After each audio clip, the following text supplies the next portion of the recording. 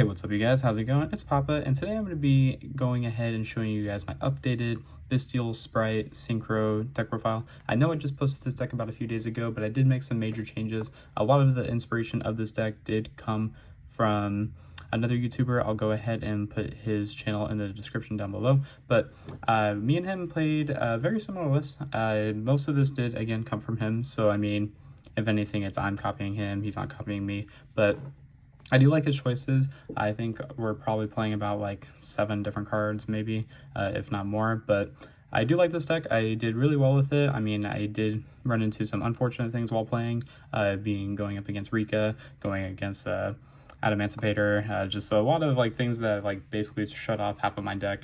But it is what it is, but we were still able to do pretty well, and I do like this deck a lot, so I'm just going to go ahead and show you the updated deck profile. Okay, so basically starting off for the main deck, of course, we have the Bystial lineup, 3 Lubellion, of course, it's like your main card in the deck. This basically just makes the whole thing go around. 2 copies of Magnamut. I still like 2 copies. You could play 3 if you want to, but personally, I just have been enjoying the 2.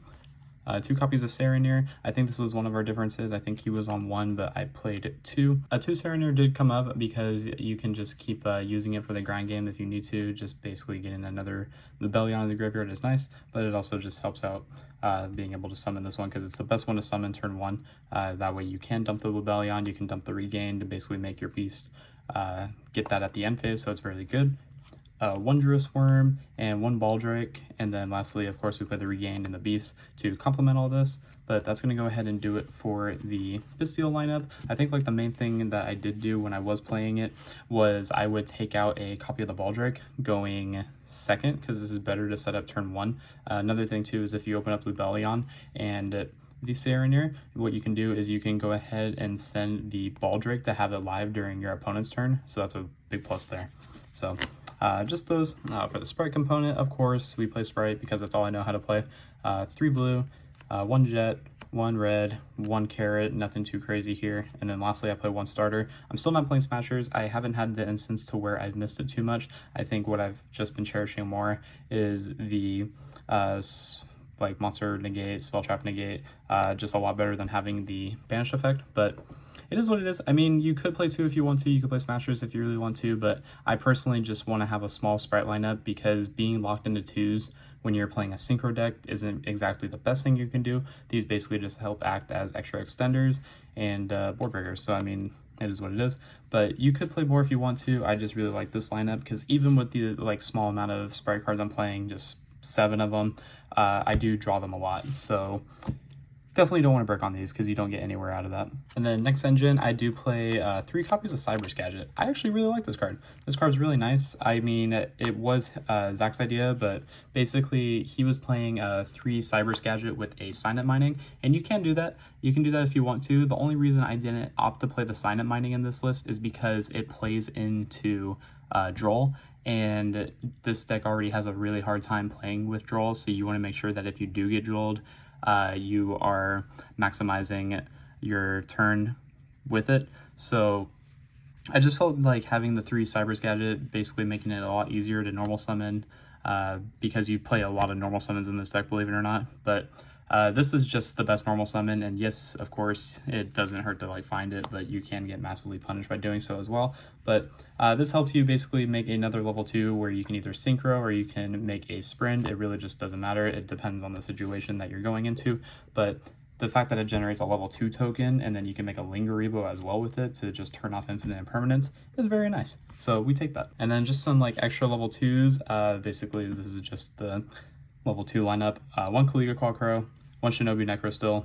I opted for 2 of the Ringo Worms. I really don't like 3 of this card because you can send it with Sprint, and then you can also use this as like your normal summon, which is also why I opted for 2 of this instead of 3, because with the 3 gadget and then like 3 of this, it's way too many if you draw up both of them, and you don't really have that. I'd rather just send this off a Sprint every time. It's good for a normal summon, but it's not great, which is why I opted to just play the 3 Cyber's Gadget. And then of course we are on the 2 Assault Synchron. I cut it down from 3 to 2 because I am now playing tuning. I had a lot of people suggest this, and Liz is also playing it, so I just opted play 3 tuning, and this card has been really good. The fact of the matter of that you can mill a Serenir or you can mill a Lubellion off of this is just so good, which did happen, and the game was pretty much over from there. But tuning is just such a great card. Part of me wants to play like a third target to get off of the tuning, just in case you do draw multiples, because yes, you can just keep searching Assault Synchron, but there was an instance where I did draw one of this and like a tuning, so it wasn't really like too beneficial because you can't synchro with 2 turners, so it is what it is. But that's it for the level 2 engine of the deck. And then lastly, for the non-engine, we play 3 Imperm, 3 Ash, 2 Prosperity, and 2 Talents. So you could play Bell, you can play Valor, you can play Nibiru if you want to. I opted for Impermanence because a lot of people are on Talents right now because of just how good the card is. Granted, you could also just make room for the 3rd Prosperity if you'd like to, but I opted for Imperm just to help play around Talents a little bit better, and I did get hit by Talents a lot during the tournament, which is unfortunate because I'm already playing Bystials, so those are just live every time against my opponent anyway, unless they're not playing Light or Darks, but it is what it is. But Ash, understandable, you have to play this for Branded, and then it also just helps you like against Theosis, it helps you against like Welcome Labyrinth, it's just really good.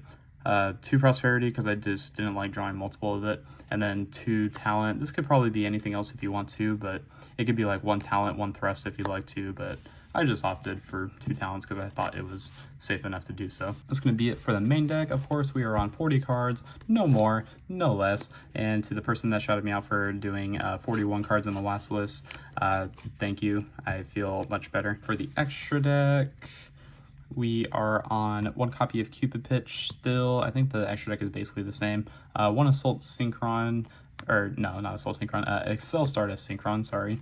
1 Dispater, 1 Baron, 1 Chaos Angel. This is still like the main lineup.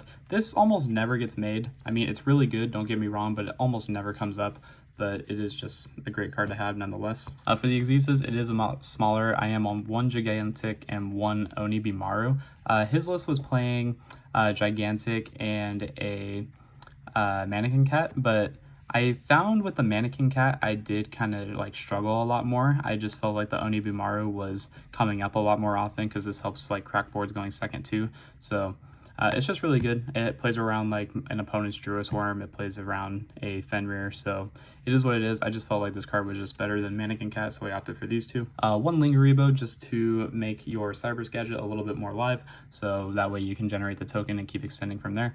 1 copy of Hieratic Seal. This was his idea. I am not really too fond of this card. I think I made it once or twice during the whole tournament, and it was just kind of lackluster from there. So I don't really know how good this card is. It might come out for something else. I really want to try playing like an Almirage just to help get you a like the Ringworm into the graveyard so you can feed your Bystials. But I don't know. This might be cut for something else.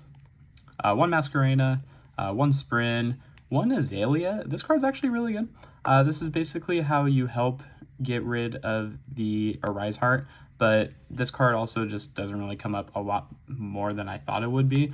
This was also taken from Zach, and I do like the idea of the Azalea, but it might come out as well. Again, I just don't know. This still needs to have more testing be done, but I do like this card a lot.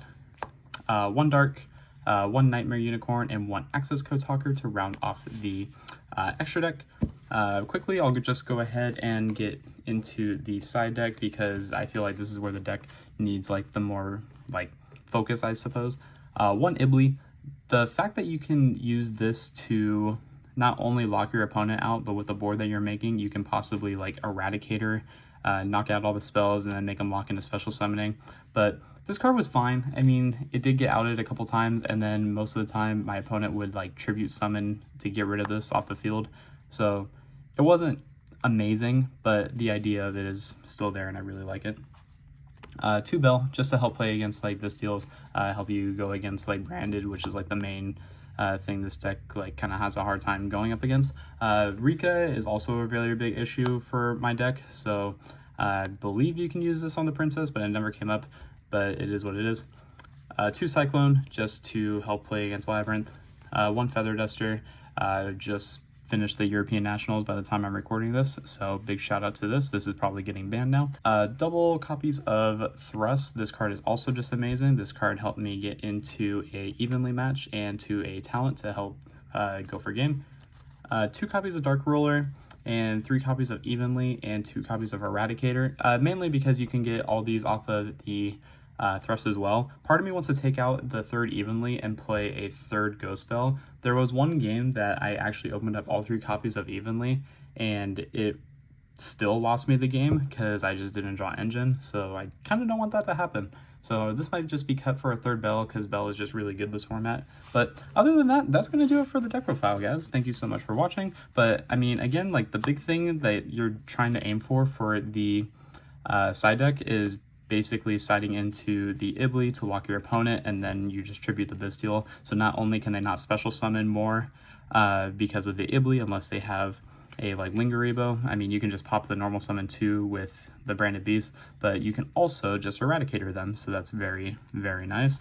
But I do like this list a lot. I mean, it is still just a work in progress. I've just been testing so many different like methods. I've been trying to see which fits, which doesn't, but I mean, that's kind of how deck building works, I suppose. I mean, the deck is really good. I really enjoy the list a lot. Again, another big shout out to Zach for his list. I'm going to put his list in the comment section down below. But other than that, let me know what you think I should change about the deck. And until then, this has been Papa, and I will catch you all in my next video.